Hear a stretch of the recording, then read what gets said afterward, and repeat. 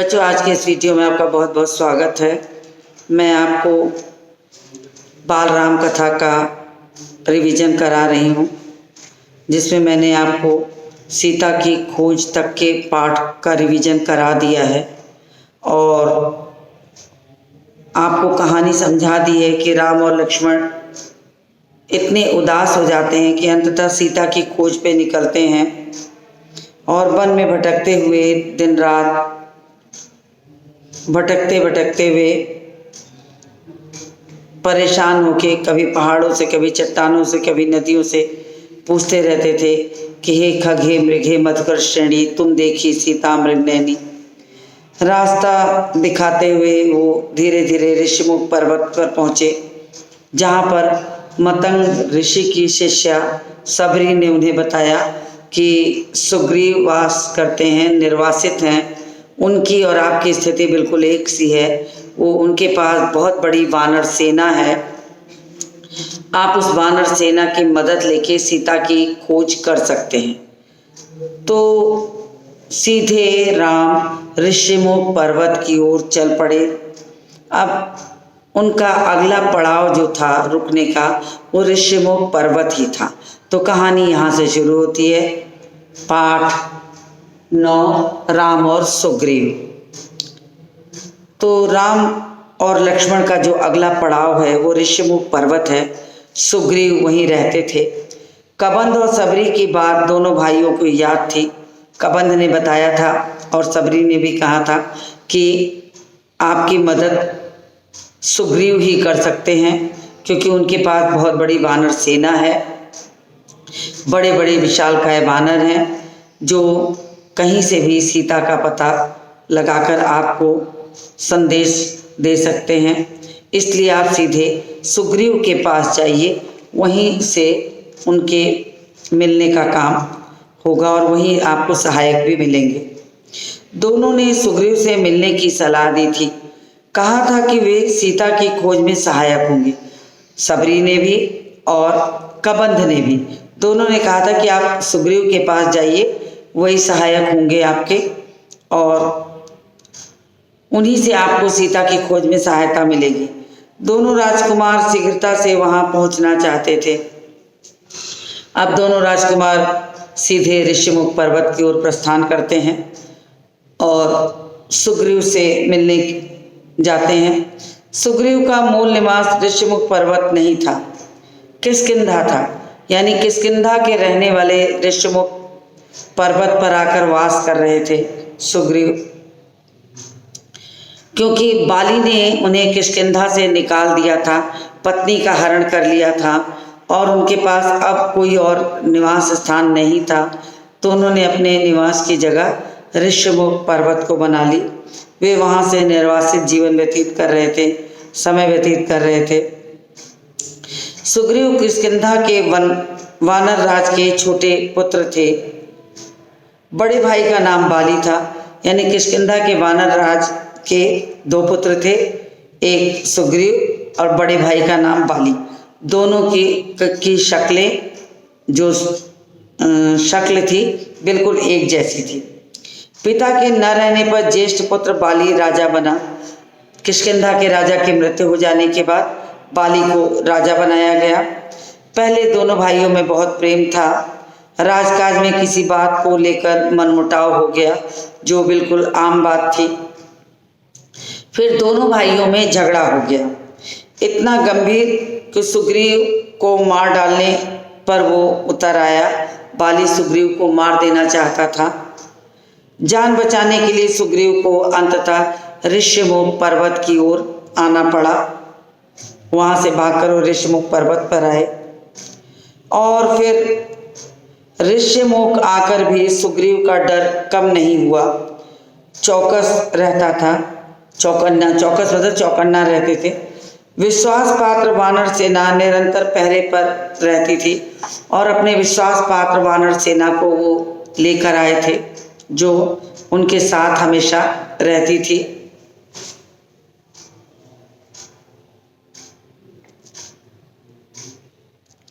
सुग्रीव स्वयं भी पहरा देते। ऋषिमुख पर्वत भी आकर भी सुग्रीव का डर कम नहीं हुआ। उन्हें बार बार ये लगता था कि कहीं बाली वहाँ से आकर के भी किसी तरह से आक्रमण कर उसे ऋषिमुख पर्वत से भी न भगा दे। फिर भी वे विश्वासपात्र वानरों की सहायता से उस पर्वत पर निवास कर रहे थे। सुग्रीव स्वयं भी पहरा देते थे। उन्हें डर था कहीं बाली के गुप्तचर सैनिक वहां न पहुंच जाए, इसलिए सुग्रीव वहां भी खड़े रहते थे, पहरा देते थे। एक दिन सुग्रीव पहाड़ी पर खड़े थे। उसने 2 युवकों को उधर से आते देखा। अब ऋषिमुख पर्वत पर निवास करते हुए सुग्रीव पहाड़ी पर पहरा दे रहे थे कि अचानक उनकी नज़र दूर क्षेत्र से 2 युवकों के आने की होती है कि वो आ रहे हैं। तो वो थोड़े चिंतित हो जाते हैं कि निश्चित ही बाली ने किसी गुप्तचर को भेजा है और गुप्तचर को भेजने के बाद वो उसे मरवाना चाहते हैं। अब बाली के गुप्तचर समझने के कारण सुग्रीव को चिंता हो गई कि अब वो क्या करे। उन्हें लगा कि कोई और रास्ता नहीं है। 2 युवकों को उधर आते देखा। सुग्रीव घबरा गए और सबसे करीबी साथी हनुमान को उन्होंने बुलाया, सहायता मांगी। तो हनुमान ने कहा कि मैं जाता हूँ, पता लगा कर आता हूँ कि वो कौन है। बाली की सेना में ऐसे सैनिक नहीं हैं। हनुमान ने समझाया कि आप घबराइए मत, बाली के पास ऐसे सैनिक नहीं हैं कि वो वेश बदल कर आपको मारने आए। हनुमान पर सुग्रीव को बहुत भरोसा था। उन्होंने उनकी बात मान ली और हनुमान पता लगाने निकल पड़े कि देखें ये दोनों युवक कौन हैं। राम और लक्ष्मण पहाड़ी पर चढ़ते चढ़ते थक गए थे। वे पहाड़ी सरोवर के पास रुके। अब वो चढ़ाई चढ़ते चढ़ते जब थक गए तो एक सरोवर के पास जाकर रुक जाते हैं, थकान मिटाने के लिए मुंह हाथ धोते हैं। तभी वेश बदलकर हनुमान वहां पहुंच जाते हैं। हनुमान एक साधु का वेश बना करके वहां पहुंचते हैं। बड़ी शिष्टता के साथ, विनम्रता के साथ उन्हें प्रणाम किया। पूछा कि आप दोनों कौन हैं और ऐसे वन में क्यों भटक रहे हैं? आपका वेश मुनियों जैसा है, लेकिन चेहरे पर राजकुमार जैसी झलक आती है। अब उन्होंने, हनुमान जी ने राम और लक्ष्मण से परिचय मांगा तो साथ ही ये भी कहा कि आपका जो वेश है वो तो बिल्कुल ऋषि मुनियों जैसा है, साधुओं जैसा। गेरुआ वस्त्र पहनकर वो 14 वर्ष के वनवास पे गए थे। तो उन्हें लगा कि ये तो कोई ऋषि मुनि का वेश है। और चेहरे पर जो तेज था वो तेज कैसा था? बिल्कुल राजकुमारों की तरह तेज था। तो उन्हें थोड़ा वहम हुआ, शंका हुई कि कौन हो सकता है, चेहरे से तो आप बिल्कुल राजकुमार लगते हैं। तो उन्होंने, राम और लक्ष्मण ने उत्तर दिया कि हम सुग्रीव से मिलने जा रहे हैं, हमें उनकी सहायता की आवश्यकता है। राम और लक्ष्मण ने पूरी कहानी बताई और साथ ही साथ कहा कि अपनी पत्नी सीता के हरण की बात भी बताई और कहा कि हमें सुग्रीव की सहायता की आवश्यकता है और हम यहाँ पर सिर्फ उनकी सहायता लेने ही आए हैं। तो क्या आप उन्हें जानते हैं? अब राम के मन में भी आना बिल्कुल स्वाभाविक था कि हो सकता है इन्हें सुग्रीव के बारे में पता हो, क्योंकि उन्होंने सुना था कि सुग्रीव ऋषिमुख पर्वत पर ही रहते हैं और राम और लक्ष्मण ऋषिमुख पर्वत तक पहुंच चुके थे। तो उन्होंने पूछा कि आप बताइए कि क्या आपको उनके बारे में कुछ पता है और क्या आप उन्हें जानते हैं? राम ने विनम्रता से पूछा, बड़ी विनम्रता से पूछा कि अगर आप उन्हें जानते हो तो हमें कोई जानकारी दें। प्रारंभिक बातचीत में ही हनुमान स्थिति भाप गए। वे अपने मूल रूप में आ गए और जैसे ही उन्होंने पूरी कहानी सुनी और बात करना आरंभ करते हैं, सही स्थिति का ज्ञान उन्हें हो जाता है। वो अपने मूल रूप में आ जाते हैं। अपना वास्तविक रूप ले करके उन्होंने राम को प्रणाम किया और अपना परिचय दिया कि मैं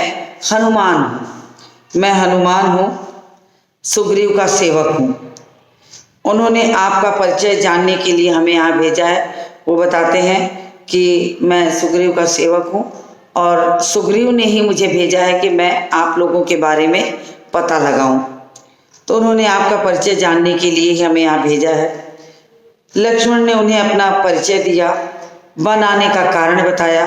अब परिचय भी दिया, साथ ही साथ अपने दुख का कारण भी बताया कि वन यहाँ तक वन में आने का क्या कारण है। तो उन्होंने सीता की घटना को पूरी तरीके से बताया, सीता की घटना के बारे में, और बताया, यह भी बताया कि वे कबंध और सबरी की सलाह पर ही यहाँ सुग्रीव से मिलने आए हैं, उनसे सहायता मांगने आए हैं। हनुमान के चेहरे पे हल्की सी मुस्कुराहट आ गई। अब हनुमान ने जब पूरी कहानी सुनी तो उनके चेहरे पर मुस्कुराहट आ गई। कोई उससे सहायता मांगने आया है जिसे स्वयं सहायता की जरूरत हो। हनुमान के ये कहने के पीछे जो वजह थी वो ये थी कि सुग्रीव की स्थिति तो बिल्कुल यही है। उनकी पत्नी तारा को वाली ने अपहरण कर लिया था, उन्हें ले जाकर एक गुफा के दरवाजे पर के अंदर बंद करके उसके मुंह पर पत्थर रख दिया था। किसी तरह सुग्रीव वहाँ से निकलते हैं और अंततः किष्किंधा वापस न जाकर उन्होंने ऋष्यमुख पर्वत पे अपना निवास स्थान बनाया। तो ये स्थिति थी कि ऋष्यमुख पर्वत पे जाकर उन्होंने अपना स्थान बनाया। अब जब हनुमान ने ये सुना कि अपनी पत्नी सीता की खोज के लिए राम यहाँ सुग्रीव के पास आए हैं तो उन्हें मुस्कुराहट आती है कि सुग्रीव तो स्वयं उसी स्थिति से गुजर रहे हैं। वे तो स्वयं पत्नी का अपहरण हो जाने के बाद निष्कासित कर दिया गया, निर्वासित हैं और ऋषिमुख पर्वत पर जान बचाने के लिए बैठे हैं। कोई उससे सहायता मांगने आया जिसके स्वयं सहायता की जरूरत हो। यानी कि राम और सुग्रीव की स्थिति जो थी बिल्कुल समान थी। क्यों समान थी? कि दोनों एकदम समान स्थिति थे, अपने अपने राज्य से निकाले गए थे, दोनों को पत्नी वियोग था और कष्ट में जीवन गुजार रहे थे। हनुमान समझ गए राम और सुग्रीव की स्थिति बिल्कुल एक सी है, दोनों को एक दूसरे की सहायता करनी चाहिए। अब हनुमान को ये लगा कि निश्चित ही राम और सुग्रीव की मित्रता हो सकती है, क्योंकि दोनों की स्थिति बिल्कुल समान है, दोनों समान स्थिति में हैं, तो इनकी मित्रता भी हो सकती है। वे मित्र हो सकते हैं। एक अयोध्या से निर्वासित है, दूसरा किष्किंधा से। तो देखिए राम और सुग्रीव की स्थिति की बात क्या है। सुग्रीव जो थे वे किष्किंधा से निष्कासित थे, किष्किंधा से निष्कासित थे, निष्कासित थे और राम अयोध्या से थे, राम अयोध्या से निष्कासित, और दोनों को पत्नी वियोग अयोध्या से निष्कासित थे। तो दोनों की स्थिति बिल्कुल एक से थी। दोनों की जो स्थिति थी वो बिल्कुल एक सी थी।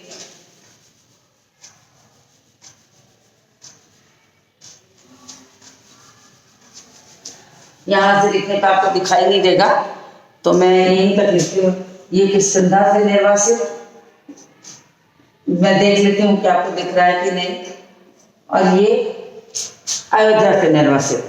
तो दोनों की स्थिति बिल्कुल समान थी, दोनों को पत्नी वियोग था। दूसरा किष्किंधा से, एक की पत्नी को रावण उठा ले गया, दूसरे की पत्नी को भाई ने छीन ली। तो देखिए स्थिति भी समान, दोनों के पिता नहीं, दोनों की स्थिति कितनी समान है। दोनों को पत्नी वियोग, दोनों को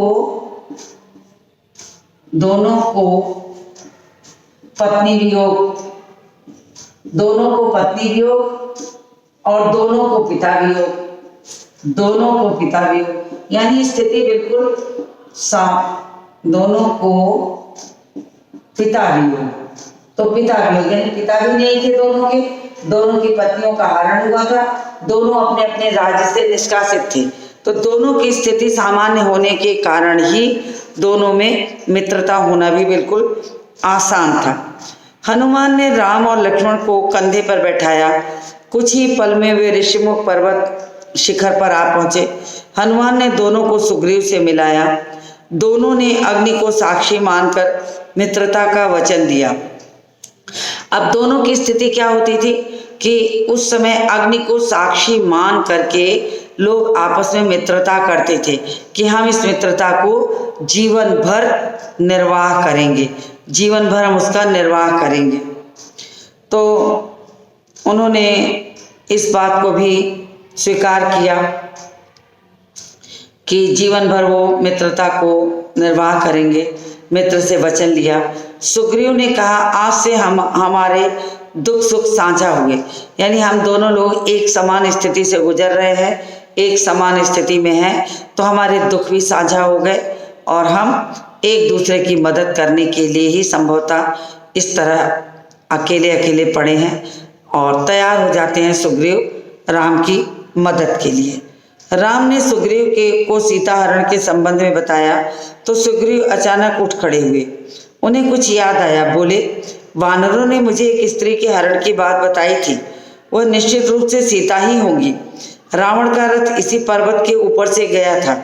अब उसने जब राम ने सीता हरण की कथा सुनाई तो उन्हें लगा कि अरे, कुछ ही दिन पहले की तो बात है कि वानरों ने उन्हें एक गहनों की पोटली ला के दी थी, और जो पोटली ला के दी तो उन्हें समझ में ये नहीं आया कि गहने कहाँ से आए।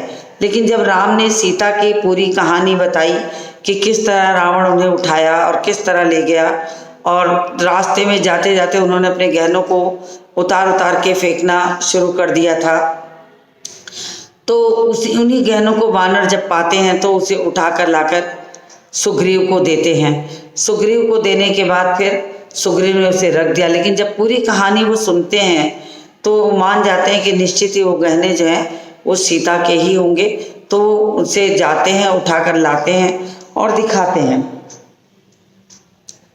सुग्रीव अचानक उठ खड़े हुए। उन्हें याद आ गया कि सच बात है, इसके मतलब है कि वो निश्चित सीता ही रही होंगी। तो उन्होंने बताया कि हाँ, रथ तो यहीं से ऊपर की ओर गया था। उस समय तक उन्हें कोई कथा नहीं पता थी, तो उन्हें कुछ नहीं समझ में आया, लेकिन अब उनके समझ में आ गया कि हो न हो वो सीता ही रही होंगी।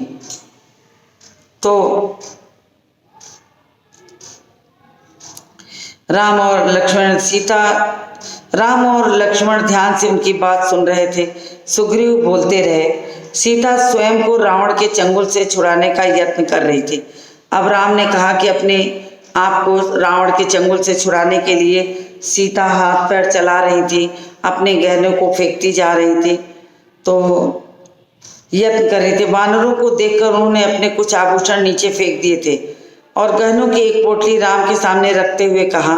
अब जब उन्होंने ऋषिमुख पर्वत के ऊपर से वो गुजर रही थी और जब उन्होंने देखा कि ये ऋषिमुख पर्वत है, इस पे वानर रहते हैं, तो उन्हें लगा ये वानर उस गहनों को कहीं न कहीं ले जा कर के फेंकेंगे, उससे राम को सीता का सुराग मिलेगा।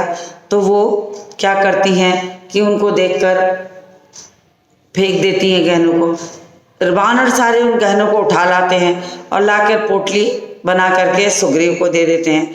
तब पूरी बात सुनने के बाद सुग्रीव उठ के जाते हैं और वो पोटली उठा के लाते हैं, गहनों की पोटली उनके सामने खोलते हैं।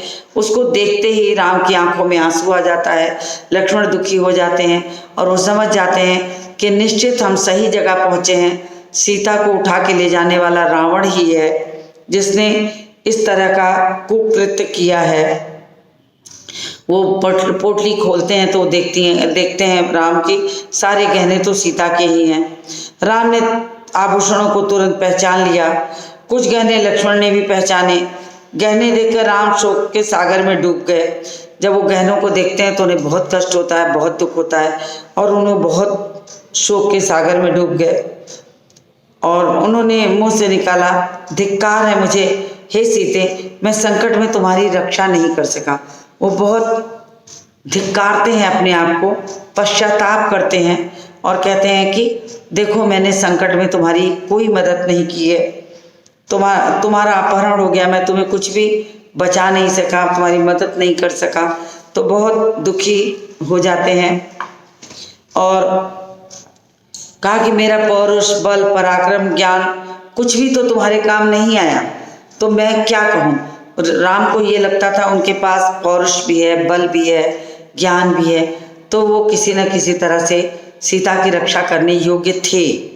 लेकिन ऐसे समय सीता का अपहरण हुआ कि वो चाह के भी सीता की रक्षा नहीं कर पाए, क्योंकि मारीच उनको लेके बहुत दूर निकल चुका था और वहाँ से वापस आने भर में रावण सीता को उठाकर लेके चला जाता है। तो उन्हें लगता है कि वो चाह के भी उनकी मदद नहीं कर पाए।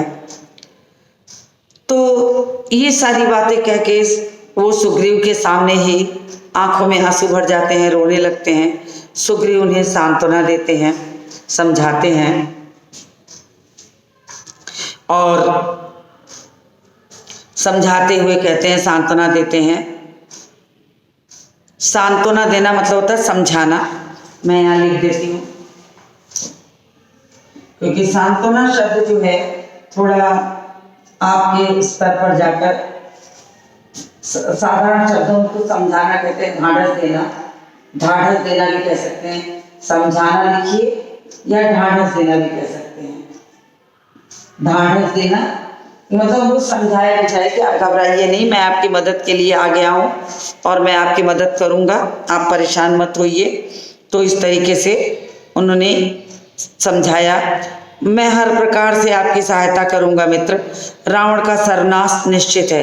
अंत में उन्होंने पूरी तरीके से प्रतिज्ञाबद्ध होकर के उन्होंने कहा कि आप परेशान मत होइए, आप निश्चिंत रहिए, रावण का सर्वनाश बिल्कुल निश्चित है। जब उन्होंने आपकी पत्नी माता सीता पर हाथ डाला है, उन्हें उनका अपहरण किया है, तो इसके मतलब उसने अपना सर्वनाश को न्योता दिया है, बुलाया है, तो उसका सर्वनाश सुनिश्चित है।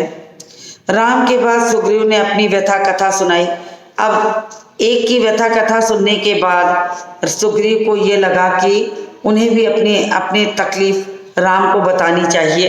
तो उन्होंने बताया कि मित्र, बाली ने मुझे राज्य से निकाल दिया, मेरी पत्नी छीन ली, मेरा वध करने की चेष्टा कर रहा है। संकट के समय हनुमान नल नील ने मेरा साथ दिया, मुझे कभी नहीं छोड़ा। उसने राम से सहायता मांगी। राम बोले, चिंता मत करो मित्र, तुम्हें अपना राज्य भी मिलेगा और स्त्री भी। तो उन्होंने अपनी कहानी सुनाई कि बाली मेरा सगा भाई है, बिल्कुल देखने में मेरे जैसा है, लेकिन उसने मेरे साथ अच्छा नहीं किया, मेरी पत्नी का हरण कर लिया, मुझे राज्य से निकाल दिया और मुझे मारने की कोशिश की। इसलिए मैं इस ऋष्यमुख पर्वत पर निर्वासित होकर पड़ा हूँ। हनुमान, नल और नील जैसे मेरे मित्र जो हैं वो मेरा साथ कभी नहीं छोड़े, वो यहीं आकर मेरे साथ रहने लगे। तो राम बोले कि चिंता मत करो, अब हम तुम मित्र हैं, तुम्हारा राज्य और तुम्हारी पत्नी तुम्हें मिलेगी। राम देखने में सुकुमार थे, उन्हें देखकर उनकी शक्ति का पता नहीं चलता था, सुकोमल थे और इसी सुकोमल अवस्था में राम वन गमन कर रहे थे, विभिन्न प्रकार की कठिनाइयों का सामना कर रहे थे। लेकिन अंततः माता कैकेयी के द्वारा मांगा गया वरदान के बदले में पिता की आज्ञा का पालन करते हुए उन्होंने 14 वर्ष के कठिन वन मार्ग पर होने वाली कठिनाइयों को झेलते हुए अपना सब कुछ यहीं व्यतीत किया। और उसी समय में सीता का हरण राम के लिए उससे भी बड़ा कष्ट हो गया। राम देखने में सुकुमार थे, उन्हें देखकर उनकी शक्ति का पता नहीं चलता था। उनकी कोमलता देख के कभी कोई ये अंदाजा नहीं लगा सकता था कि राम जो हैं वो वास्तव में इतने विद्वान, पौरुष, बल, पराक्रम, ज्ञान के ज्ञाता हैं, जानते हैं। उन्हें तो उनकी कोमलता देखकर ऐसा लगता था कि बहुत सुकोमल हैं, ये कहाँ युद्ध कर सकते हैं। राम को सुग्रीव के आश्वासन पर भरोसा नहीं हुआ। अब सुग्रीव को राम के आश्वासन पर भरोसा नहीं हुआ। राम ने बहुत कुछ समझाया, लेकिन सुग्रीव को पूरा विश्वास नहीं हुआ कि हाँ, राम उन्हें पत्नी भी दिलवा देंगे और राज्य भी दिलवा देंगे। बाली महाबलशाली हैं, उन्हें हराना इतना आसान नहीं। तब सुग्रीव ने बताया कि बाली को हल्के में नहीं लेना चाहिए, बाली बहुत बलशाली है और उसे हराना इतना आसान नहीं है। राम की सुकोमलता को देखकर उसे थोड़ा संशय शंका हुई कि निश्चित ही है कि बाली को हराना राम के लिए इतना आसान नहीं है। बाली महाबलशाली है, उसे हराना इतना आसान नहीं है। वह शाल के 7 वृक्षों को एक साथ झकझोर देता है। तब सुग्रीव ने बताया कि वो शाल के सारे वृक्षों को एक साथ झकझोर देता है, इतना बलशाली है। तो राम ने कोई उत्तर तो नहीं दिया, इसलिए उत्तर नहीं दिया कि वो जानते थे कि किसी भी रूप में ये बाली को मार के सुग्रीव को उनका राज्य, उनका सब कुछ, खोई हुई चीज़ों को दिलवा देंगे। लेकिन वो पहले से इस बात को कहकर सुग्रीव को आश्वस्त नहीं करना चाहते थे। सुग्रीव उन्हें उनके बाली के बल की याद बार बार दिला रहा है। तो राम ने कोई उत्तर नहीं दिया, धनुष उठाया और तीर चला दिया। शाल के 7 विशाल वृक्ष एक ही वाण से कटकर जमीन पर गिर गए। कहते हैं प्रत्यक्षम किम प्रमाणम, यानी प्रत्यक्ष को प्रमाण की आवश्यकता नहीं होती। उन्होंने प्रत्यक्ष ये बात दिखा दी, एक ही वाण से शाल के 7 वृक्षों को काट कर उन्होंने ये दिखा दिया कि वास्तव में वो इसी प्रकार बाली का वध करके सुग्रीव का विश्वास जीत लेंगे। तो उन्होंने ये सारी चीज़ें दिखाई। 7 विशाल वृक्षों को एक ही वाण से काट दिया। इस शक्ति प्रदर्शन पर सुग्रीव ने हाथ जोड़ लिए। उन्होंने हाथ जोड़ के उन्हें प्रणाम किया और बताया कि आप घबराइए नहीं, मैं आपकी मदद करूंगा। राम ने कहा, मित्र अब विलंब कैसा, अब विलंब कैसा, अब किस बात की देरी है, तुम अब उठो और चलो मेरे साथ, अब उठो और चलो मेरे साथ। तो बाली को युद्ध के लिए ललकारो। अब सुग्रीव को तो ये बिल्कुल ही डर के मारे सुग्रीव कभी भी बाली को ललकारने की हिम्मत नहीं कर रहा था, लेकिन राम के समझाने पर उसने एक बार हिम्मत की। राम ने कहा कि तुम ललकारो ताकि वो युद्ध के लिए बाहर आए, फिर मैं तुम्हारी सहायता करके उसे मारूंगा और तुम्हें किष्किंधा का राज और तुम्हारी पत्नी मिल जाएगी। बड़े डरते सुनते सुग्रीव ने हिम्मत जुटाई। राम ने बहुत बार समझाया और बाली को युद्ध के लिए ललकारो, किष्किंधा की राजगद्दी का निर्णय उसी युद्ध में हो जाएगा। उन्होंने कहा कि युद्ध के निर्णय के साथ ही किष्किंधा की राजगद्दी का भी निर्णय होगा, यानी अगर बाली मारा गया तो राज तुम्हारा हो जाएगा। तो तुम इस चीज़ के लिए बाली को ललकारो और बुलाओ। सुग्रीव चिंतित हो गए। युद्ध में बाली को हराना असंभव था। राम बोले, चिंता मत करो मित्र, मैं पेड़ की ओट में युद्ध देखूंगा। जब तुम पर संकट आएगा तुम्हारी सहायता करूंगा। बाली की मृत्यु मेरे ही वाण से होगी, वह मारा जाएगा। अब उन्होंने समझाया। जब सुग्रीव घबराने लगते हैं, चिंतित हो जाते हैं कि क्या करूं, कैसे करूं, तो और उनको बार बार ये लगता है कि युद्ध में बाली को हराना इतना आसान नहीं है। तो राम उन्हें समझाते हैं कि घबराइए नहीं मित्र, मैं पेड़ की ओट में पीछे खड़ा रहूंगा, छिपकर सारा युद्ध देखूंगा, और अगर मुझे लगेगा कि तुम्हारे ऊपर संकट आ गया है तो मैं तुम्हारी सहायता करूंगा। बाली की मृत्यु तो मेरे ही वाण से होगी। उन्होंने इतना आश्वस्त करके समझाया कि मारा जाएगा, आप घबराइए नहीं, आप निश्चिंत होइए और उसको पुकारिए, ललकारिए, तो आपको किसी भी तरह का कष्ट नहीं होगा, वो मारा जाएगा। योजना बनाकर सब किष्किंधा पहुंच गए। सुग्रीव आगे था, राम लक्ष्मण हनुमान छिप गए। मेरे पीछे राम की शक्ति है, सोचते हुए उसने बाली को ललकारा। अब उसने जब ठाना कि सुग्रीव को लगा कि उनके पीछे तो राम की शक्ति का भरोसा है, तो उन्हें बाली को ललकारना चाहिए। तो उन्होंने बाली को अपने उसी भरोसे के साथ, राम के उसी भरोसे के साथ उन्होंने जोर से बाली को ललकारा और ललकारा। बाली ने जब सुग्रीव की आवाज़ सुनी तो उसे बड़ा आश्चर्य होता है कि सुग्रीव के अंदर इतनी हिम्मत कहाँ से आ गई। उसके तो क्रोध की सीमा नहीं, बाली के क्रोध की सीमा न रही। वो गरजता हुआ निकला कि अरे सुग्रीव के पास इतनी हिम्मत कब से हो गई। आज शिकार स्वयं मेरे मुंह में आया है, मैं तुम्हें नहीं छोड़ूंगा। अब बाली को लगने लगा कि संभवतः सुग्रीव खुद मरने के लिए, उनके बाली के हाथों से मृत्यु के लिए वो यहाँ तक पहुँच गया है। तो बाली ने भी कहा कि घबराओ नहीं, जब तुम चलकर आ ही गए हो तो मैं तुम्हें छोड़ूंगा नहीं, मैं तुम्हें निश्चित मारूंगा। और दोनों के बीच भीषण मल्लयुद्ध हुआ। दोनों एक दूसरे में गुत्थम गुत्थ होके लड़ते रहे। युद्ध में बाली तो बलशाली था ही, तो वो भारी पड़ रहा था। लगता था सुग्रीव का अंत निश्चित है। अब सुग्रीव को लगने लगा कि वो निश्चित ही स्थिति ऐसी है कि वो उसे मार डालेगा। राम पेड़ के पीछे खड़े थे, धनुष बाण हाथ में था, पर उन्होंने तीर नहीं चलाया। सुग्रीव वहां से किसी तरह जान बचाकर भागा, सीधा ऋषिमुख पर्वत पर आकर रुका। राम लक्ष्मण और हनुमान भी लौट आए। अब इतना भयानक युद्ध राम के सामने ही सुग्रीव और बाली में हुआ, लेकिन राम ने बाण नहीं चलाया। अब प्रश्न उठता है कि राम ने वचन दिया था तो बाण क्यों नहीं चलाया। तो स्थिति ये थी, सुग्रीव और बाली की जो शक्ल थी बिल्कुल एक जैसे चेहरे थे। अब उनके समझ में ये नहीं आ रहा था कि वो कैसे वध करें बाली का कि सुग्रीव की रक्षा हो। उन्हें ये डर लग रहा था कि अगर उन्होंने बिना सोचे समझे बाण चला दिया तो कहीं ऐसा न हो कि वो बाण सुग्रीव को लग जाए।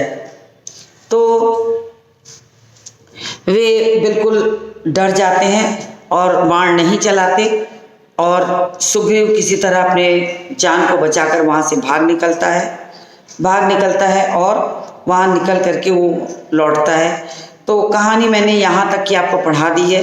अब क्यों नहीं चलाया, उसके पीछे उन्होंने दोबारा सुग्रीव को कैसे भेजा और कैसे बाली वध किया, मैं ये इसके बाद आपको पढ़ाऊँगी।